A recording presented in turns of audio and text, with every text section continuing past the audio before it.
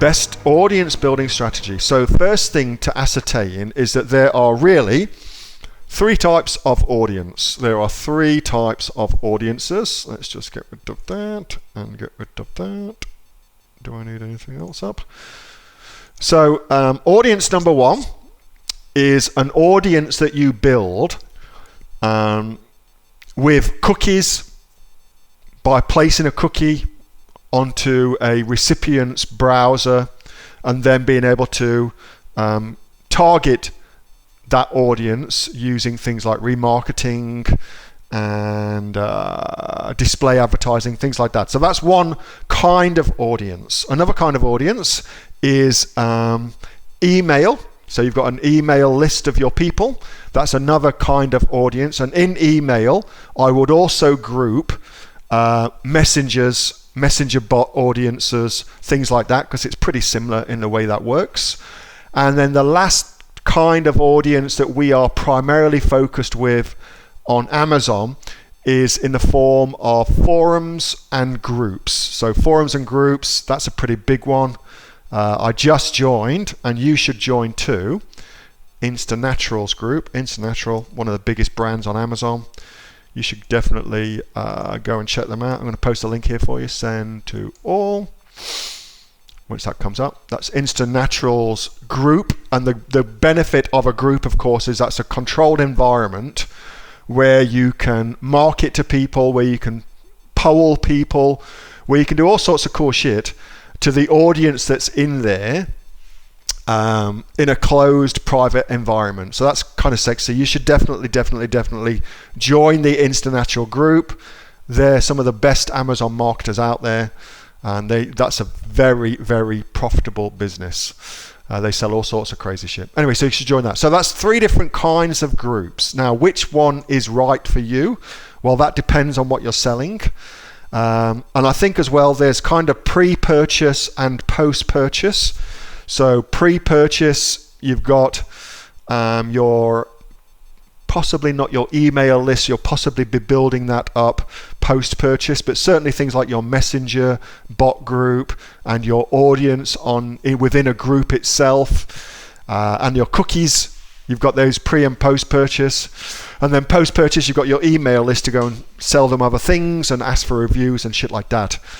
And it all depends, of course, what it is you're selling and who you're selling to. Because Marketing 101 is you put your marketing message in front of people who are either ready to buy or predisposed to buy. That's Marketing 101. And so depending on what you're selling, the platform could be Facebook, the platform could be Instagram, the platform could be a forum that you control, it could be Google Ads, it could be YouTube, it could be any number of different things.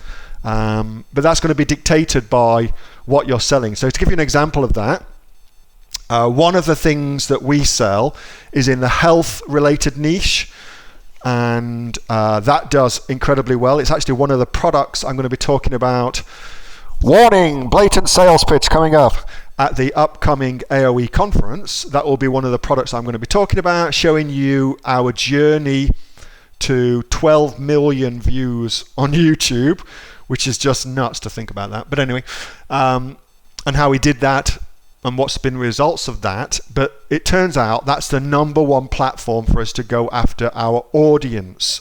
So what's the best audience building strategy? It really depends on what you're selling. It really depends what you're selling, and you need to think about it in lieu of what you can do on that platform where you're marketing. So on YouTube, for instance, you can cookie your people, and you can also get actions-based lists. So if they watch your video on YouTube, then you can put them into an audience that will then allow you to market to that audience and also to build custom audiences based on the back end of that.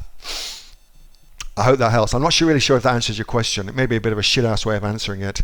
But I think the most important takeaway from that is that by understanding your customers and who your customers are, that will enable you to think about the best strategies to put your adverts in front of them and then to work those strategies. So some of our products go like gangbusters on Facebook. Others, obviously YouTube's a big one, as I've already explained to you, but others, we can't make it work on either of those two platforms, and the only way we can make it work is Google and Bing, for instance. So yeah, it all depends on the product. I hope that helps. Not sure if it does. Long and rambling answer. Andy says it's all good. All right, thanks, mate. You let me off the hook. I appreciate that. Hey, thanks so much for watching that video, and I hope that you got some massive value from it. Before you go, do you live in Australia? If you do, this is for you. Would you like to learn how to sell things on Amazon here in Australia? Would you like to know what sells really, really well and what sells for the maximum amount of profit? Would you like to know where you can source those products from, whether that be in China or here in Australia, and how to source them so you pay bottom dollar and get maximum value for what you're doing?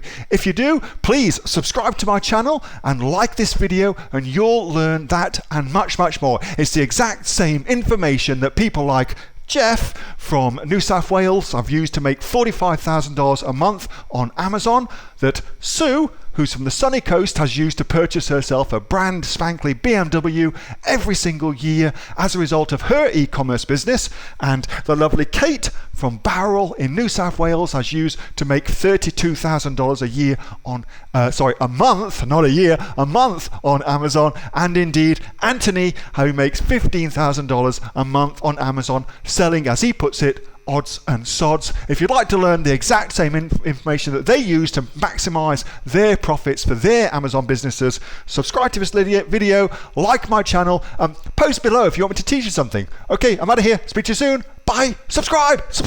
Do it now.